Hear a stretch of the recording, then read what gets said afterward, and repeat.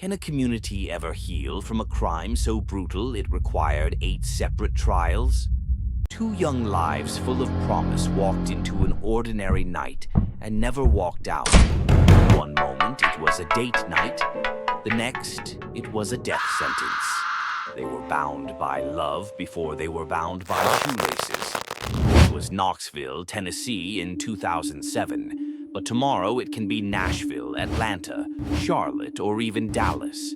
Safety is never guaranteed in Los Angeles, Chicago, New York, or Miami. What happened here could happen in any city, in any state, in any quiet neighborhood across America.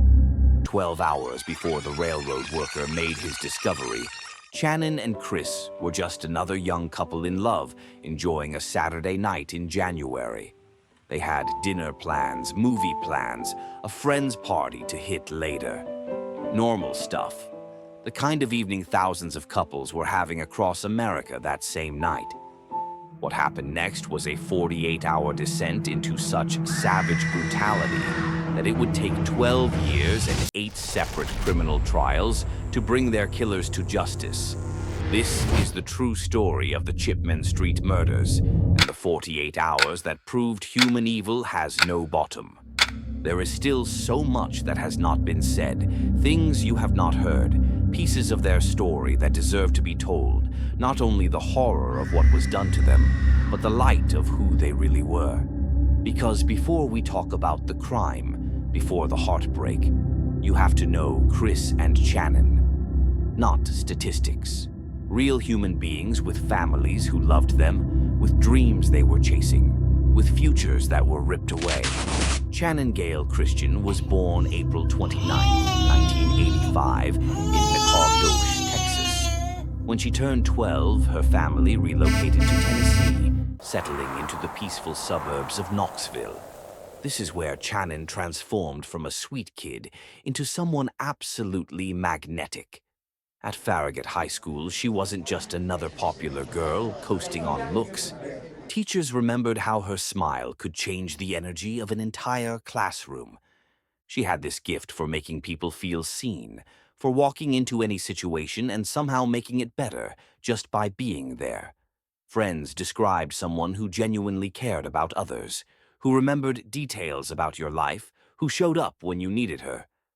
But Shannon wasn't just charm and good vibes. She was sharp, driven, ambitious in the best way. By January 2007, she was weeks from graduating the University of Tennessee with a degree in sociology. She didn't pick that major because it was easy. She picked it because she wanted to work with underserved communities, with people who needed help, with populations society often forgot about. Shannon looked at the world's problems and thought about solutions. She saw suffering and wanted to do something about it. Her parents, Gary and Deanna Christian, watched their daughter with the kind of pride that makes your chest tight.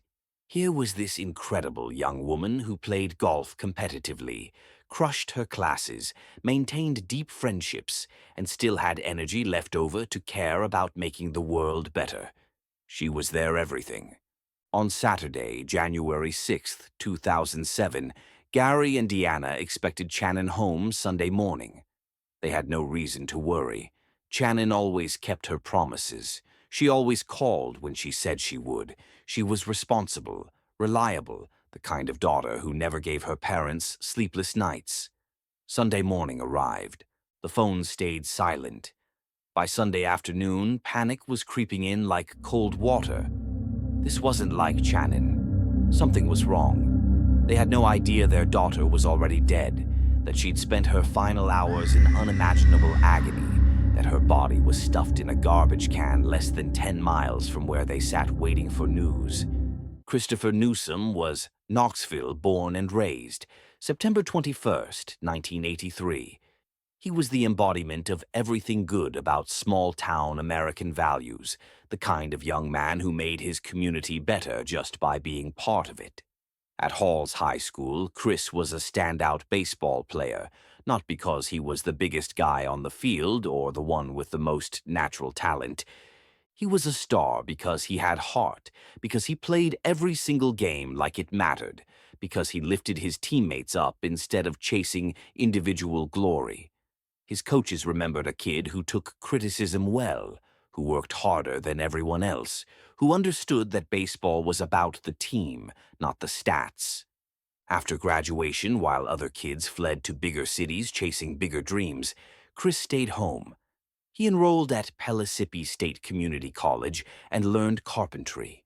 He became a craftsman, someone who took genuine pride in building things that would last longer than he would. If you drive through Knox County today, you'll still see Christopher Newsom's work.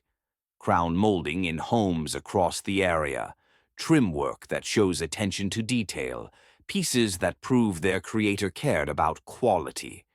Each piece is a ghost of a young man who understood that good work matters, that building something beautiful with your hands is its own kind of poetry.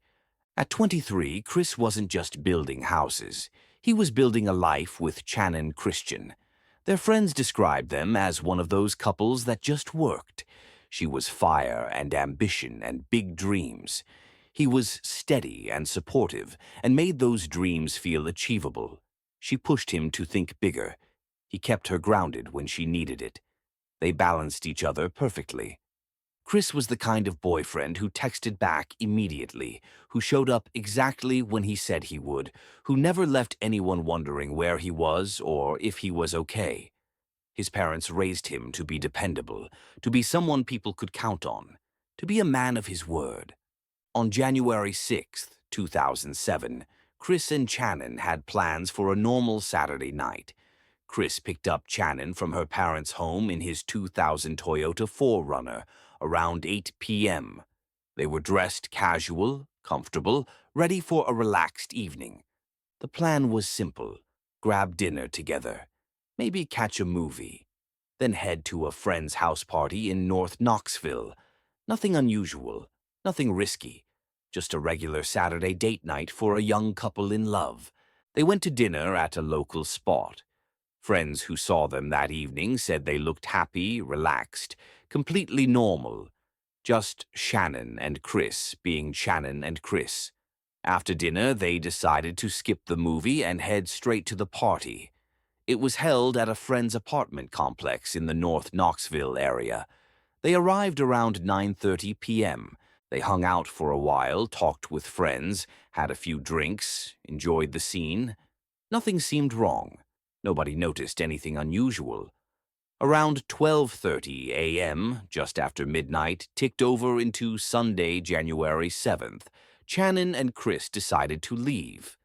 They said their goodbyes, walked out to Chris's 4Runner in the apartment parking lot, and drove away into the cold January night. That was the last time their friends saw them alive.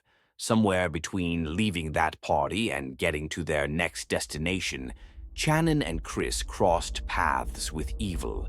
Pure, calculated, savage evil. At approximately 1 a.m. in the area near the intersection of Chipman Street and Cherry Street in East Knoxville, 5 people spotted Chris's 4Runner. They saw a young white couple inside.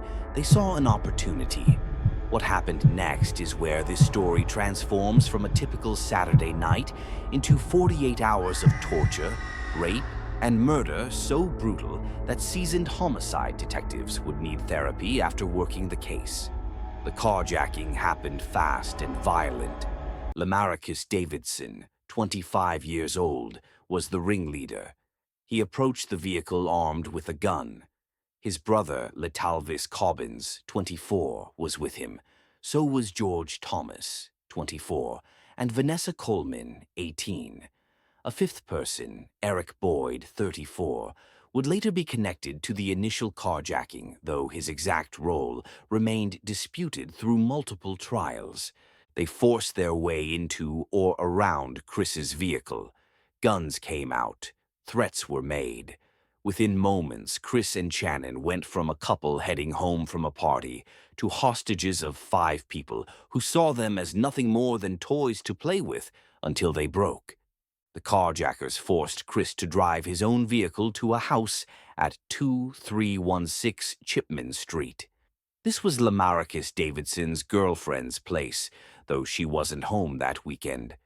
It was a run-down rental property in a rough section of East Knoxville, the kind of place where neighbors learned to mind their business, where screams might go ignored, where people disappeared into houses and nobody asked questions.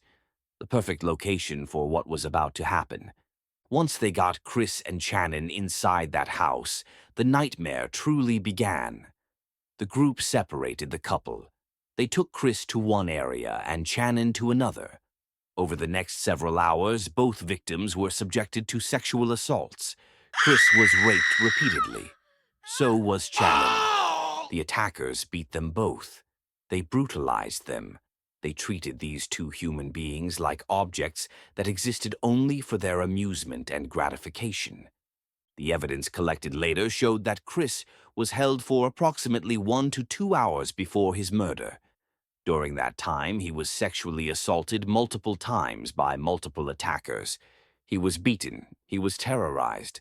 Imagine being 23 years old, a carpenter who builds things with his hands, who plays baseball, who loves his girlfriend, suddenly thrust into a situation where you're completely powerless, where men are raping you and there's nothing you can do, where you know something terrible is coming and you can't stop it, where every moment stretches into eternity because you're waiting for the end.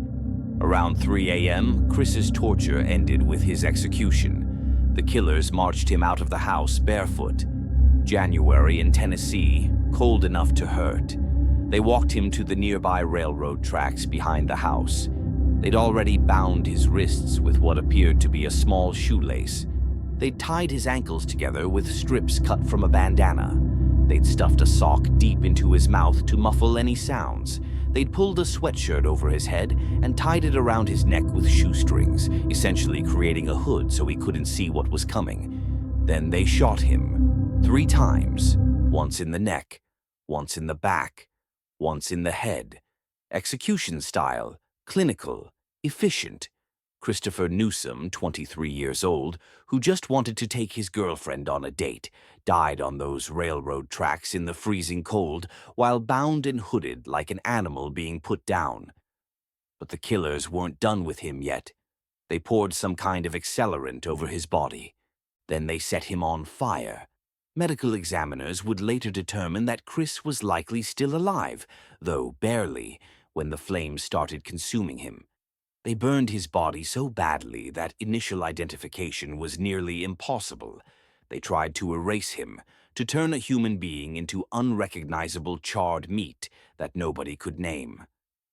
While Chris was being murdered on those railroad tracks, Shannon was still alive inside the house, still suffering, still being tortured.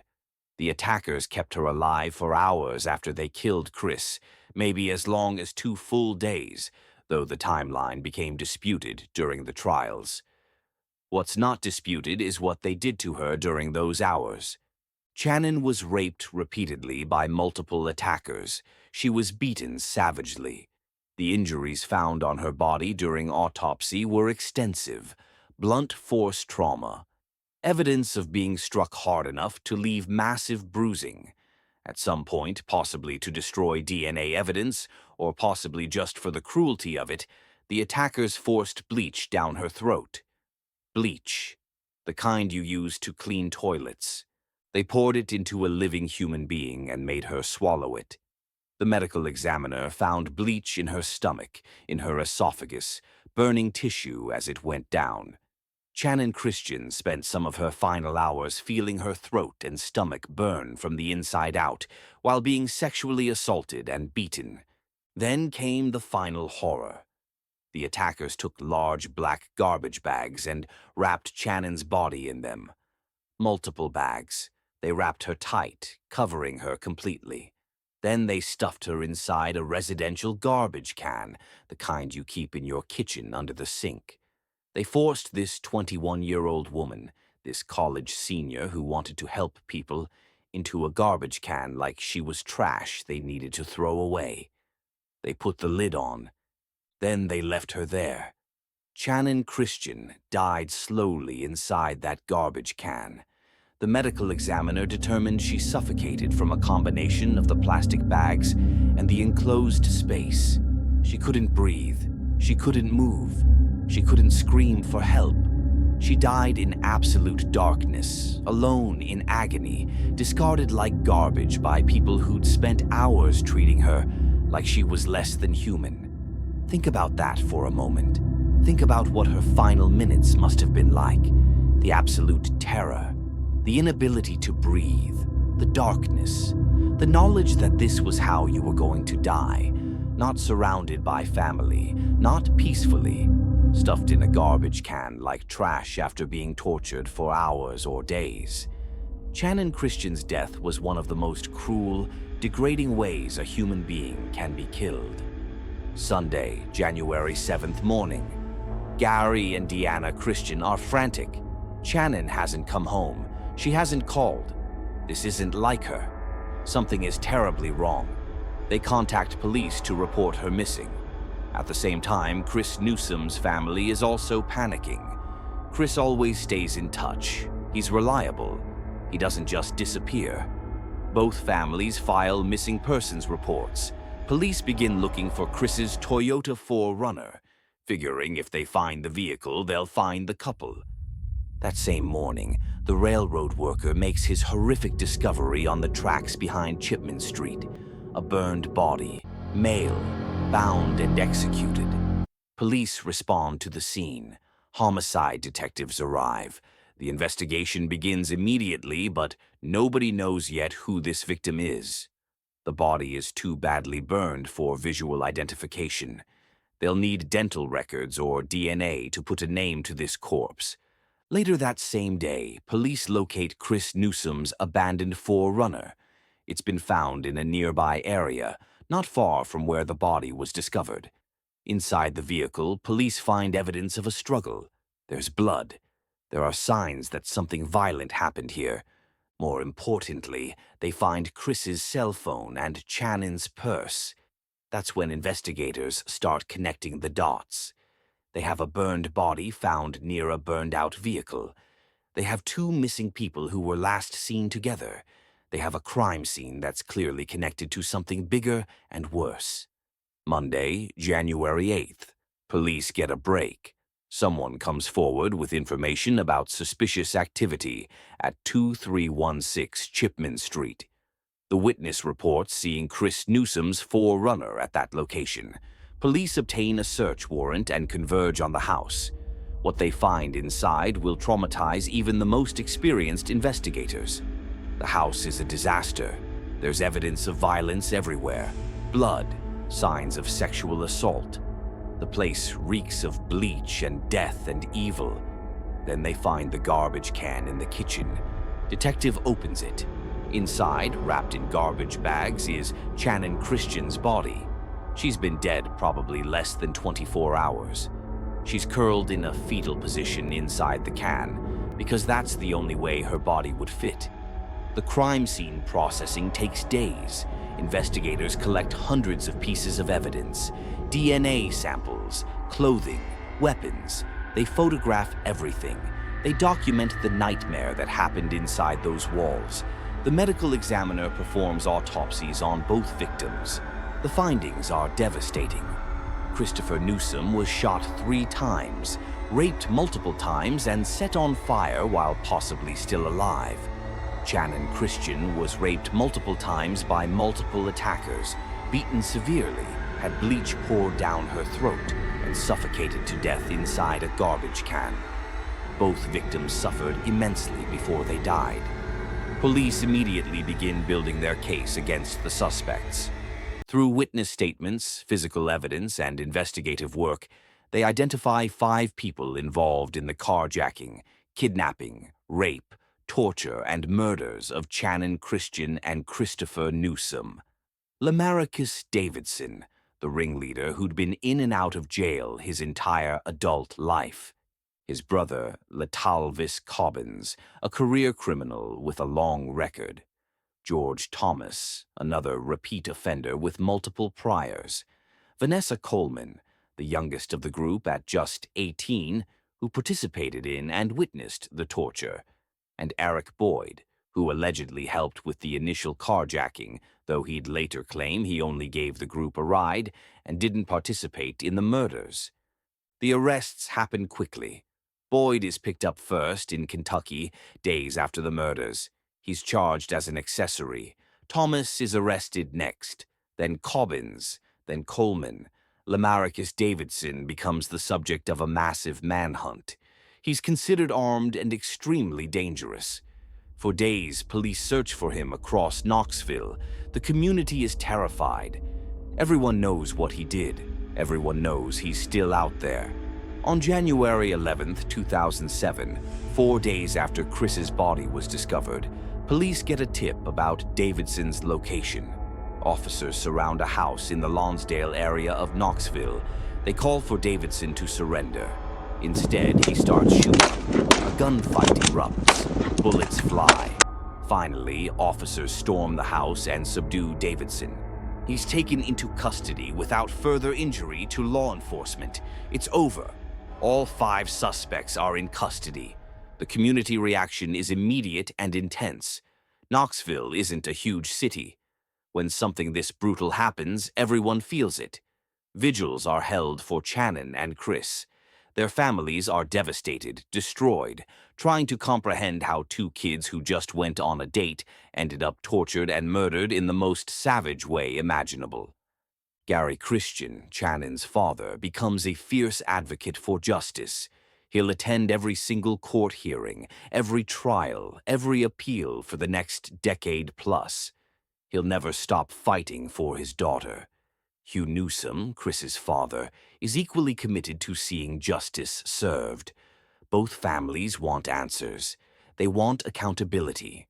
They want these 5 people to pay for what they did. The legal proceedings that follow become a marathon of trials, mistrials, appeals, and retrials that span over a decade. It starts in 2007 with grand jury indictments.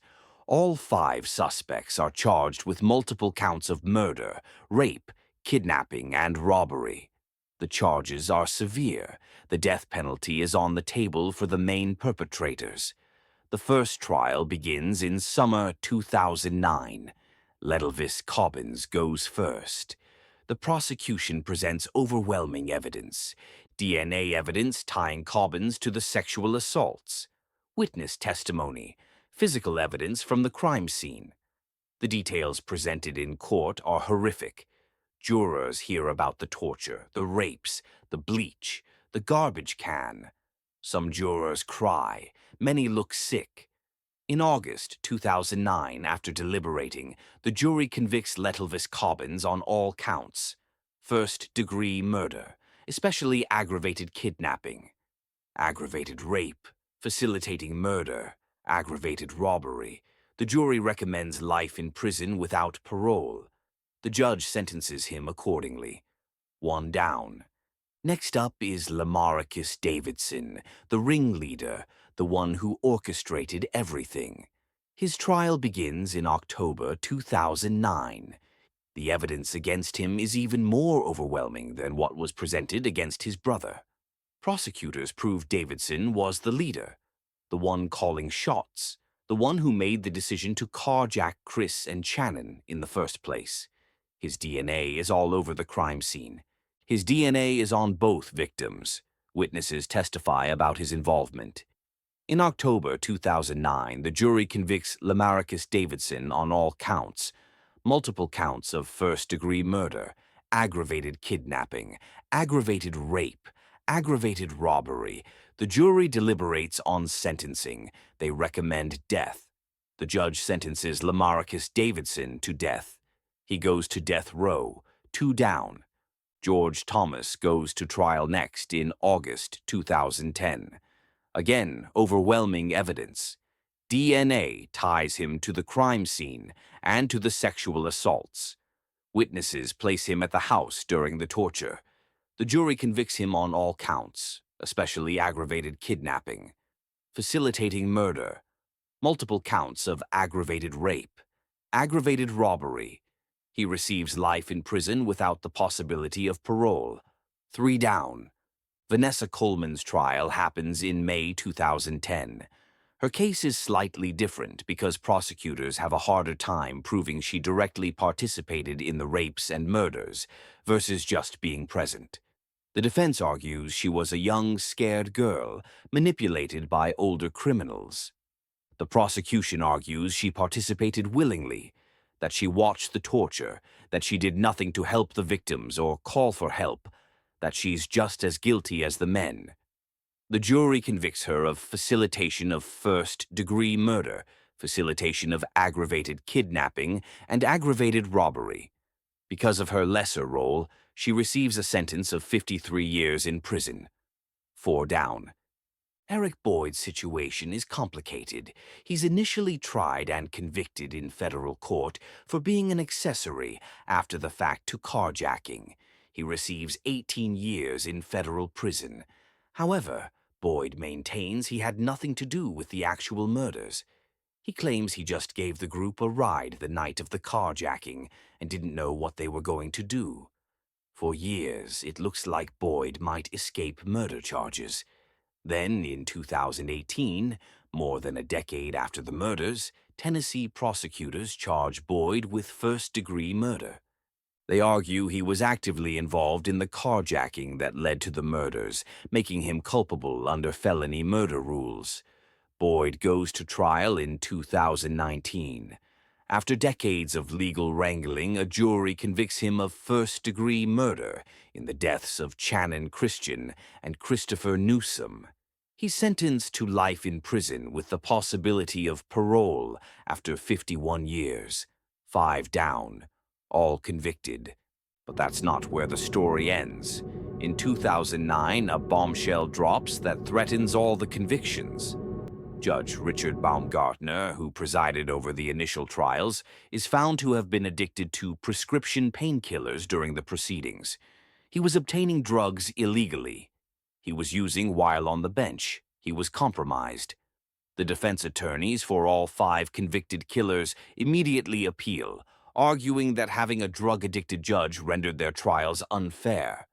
In 2011, Judge Baumgartner is arrested and charged with official misconduct. He pleads guilty. He's kicked off the bench in disgrace. The Tennessee Court of Criminal Appeals is forced to address the situation. They ultimately decide that 3 of the convictions, Cobbins, Thomas, and Coleman, need to be thrown out and new trials ordered because Baumgartner's conduct tainted the proceedings. The Christian and Newsom families are devastated. They have to go through this nightmare all over again. They have to sit through new trials. They have to hear the horrible details again. They have to relive their worst moments for the sake of justice. The retrials begin. In November 2012, Letalvis Cobbins is retried. Once again, overwhelming evidence. Once again, conviction on all counts. Once again, life without parole. In October 2012, George Thomas is retried. Conviction on all counts. Life without parole. In November 2012, Vanessa Coleman is retried. This time, the jury convicts her of facilitation to commit first-degree murder, facilitation to commit especially aggravated kidnapping, and aggravated robbery. She's sentenced to 35 years, a reduction from her original 53-year sentence, but still a substantial prison term. Lamarcus Davidson's death sentence survives appeal because his trial was handled by a different judge after Baumgartner recused himself partway through. Davidson remains on death row as of this writing, still filing appeals, still trying to escape execution. Eric Boyd's 2019 conviction stands. He's serving life with the possibility of parole after 51 years. The total legal journey involves 8 separate trials and retrials. 8 times these families had to show up to court. 8 times they had to hear the evidence.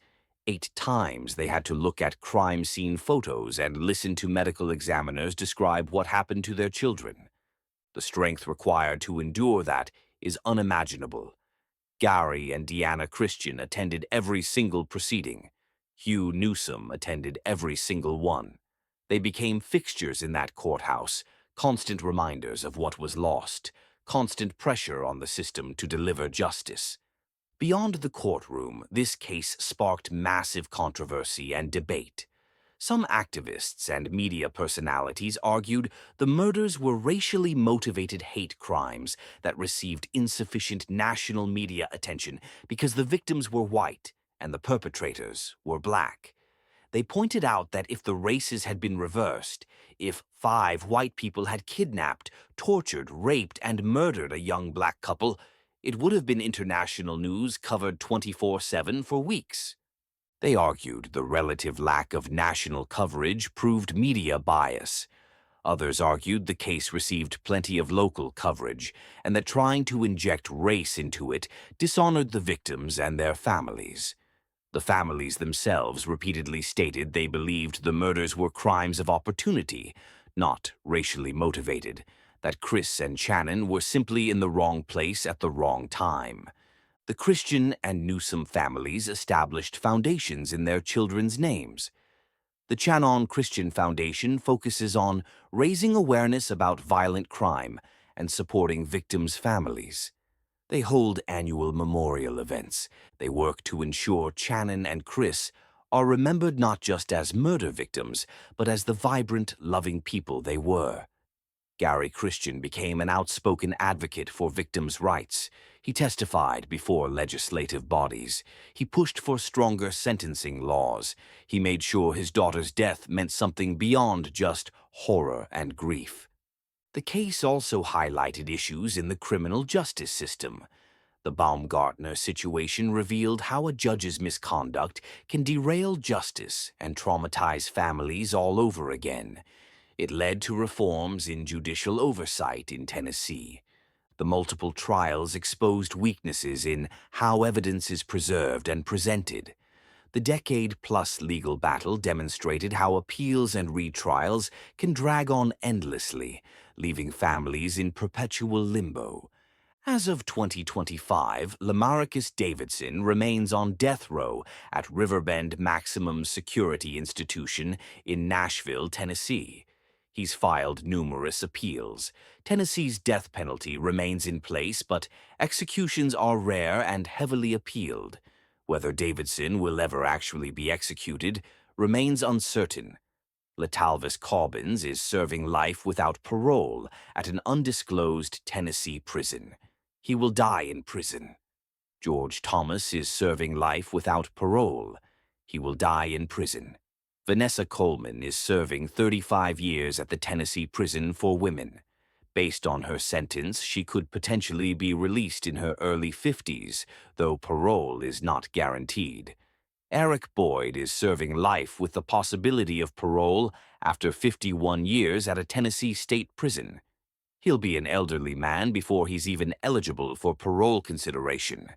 The house at 2316 Chipman Street, where the torture occurred, was eventually demolished.